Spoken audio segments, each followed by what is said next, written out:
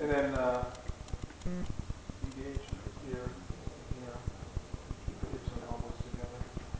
So you bring the hips forward into your elbows, right? Rather than bringing your hands back to your body, bring the body forward to the hands. So go ahead and walk in. Turning with the circle. And it's hard for young horses to stand still very long. You know. So we put him on the circle line, right? Immediately get him to pay attention, right?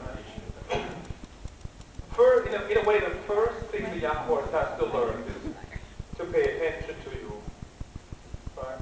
If they don't pay attention, they can't learn anything. You can't teach them anything. Now the 20-meter circle line goes through here, right? So, I did that, huh? Now, the physical training of the horse begins with establishing a line of travel in a tempo, right? Because those are the prerequisites for balance, right? Steady tempo helps the horse find the front to back balance. The correct arena pattern helps him find the left to right balance.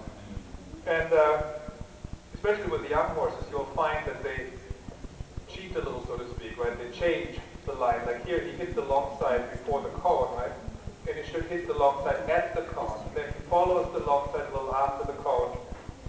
And he should really just be on the long side for one stride. See, there you made a corner out of it, basically, right? So he's not really making the circle round at the moment. It's not really a circle. It's something else, right?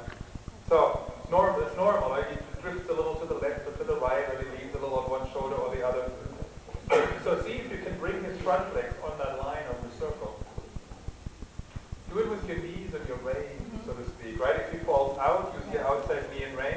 And you can use the rein in such a way that it touches the base of the neck and the shoulder, but not the mouth, right? Kind of a weird concept, but it's really effective.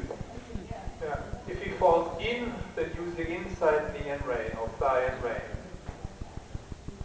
And so you have to see the line a little bit in front of you and put him on that, right? That's better. See how he just gave in the pole too? That tells you that at that moment you were effective with adjusting the shoulders, right? If you can get his shoulder to straighten out and bring it in front of the hind legs, he will come on the bit, right? The resistance in the pole and the underneck will go away in most cases. Now with your seat bones and calves, you have to guide the hind legs, right? The calves are sort of like guardrails. And you feel it with your calf. You don't have to do much with the calf, but you have to be there, right? And when he swings the haunches in or out, then the calf on that side comes back and touches him and brings the hind leg back onto the line, back onto the track where you're supposed to be. And see how just making your circle rounder makes him rounder, so to speak, right? Round in two directions, right? Laterally he'll bend, and longitudinally he'll flex, right? He'll come on the bit more. Actually, try something. Do you have a lunge line there somewhere that I can borrow? Yeah. And the blue one on the wall The is. blue one, Yeah. good. Hope it's long enough.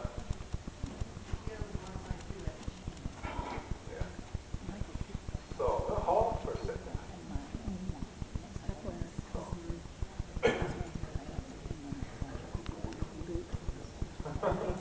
Yep.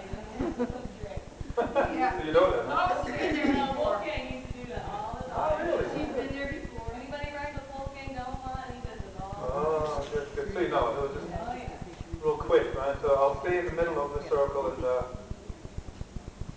you make your circle round, right? And you see here very quickly where he drifts, right? Yeah, good. Yeah. So see if you can balance the horse between both legs and both reins, right? And use your thigh, your knee, your calf, right? Use the whole leg. Knees work more on the shoulders, calves work more on the hind legs. See how he wants to stay on the wall there? Yeah. Young horses do that, and going in the hollow direction, they do it more than going in the stiffer direction. Look how he wants to go out. Oh, yeah, I know. Whoa, stay here. He's going to the audience because they might have cookies. Yeah, exactly. So,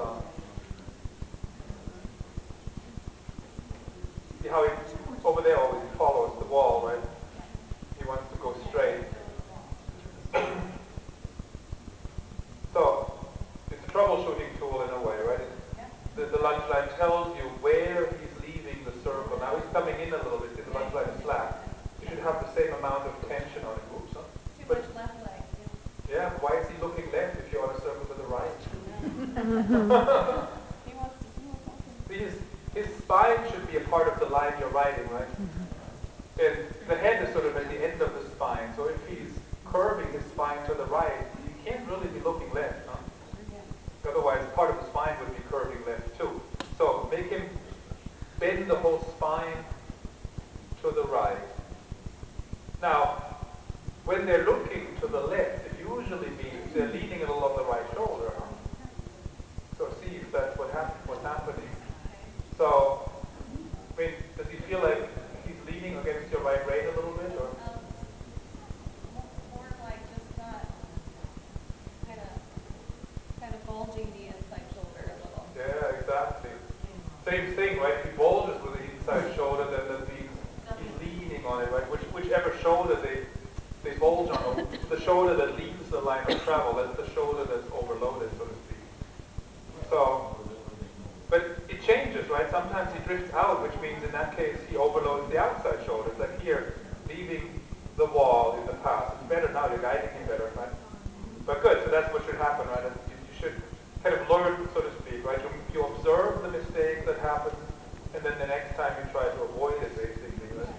So and it's getting better, and you can see as the circle is getting rounder, and the contact of my lunge line is getting better, he comes on the bit more, right?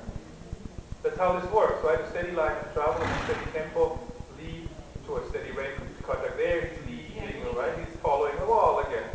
Walls have a magnetic effect on the horse. They rely on walls for support. It's like here again, he tries to get to the wall or to the audience. Here again, right? I can feel that it's pulling on me. But what you should feel is that he's bulging against the outside leg and rein in those moments. So the outside leg and rein then have to return him to the circle line. And you may have to shift your weight to the inside seat bone more, right, when he drifts out. Vice versa, when he falls in, you may have to shift your weight onto the outside seat bone, and then use your inside leg and rein. So you may have to balance him back and forth, move him back and forth. So good. And then when you get to C, we'll stop and I'll take this off again. But you already see a little improvement, right? Yeah. In the horse, too, in the hall. So as you see an improvement in the line of travel, you see an improvement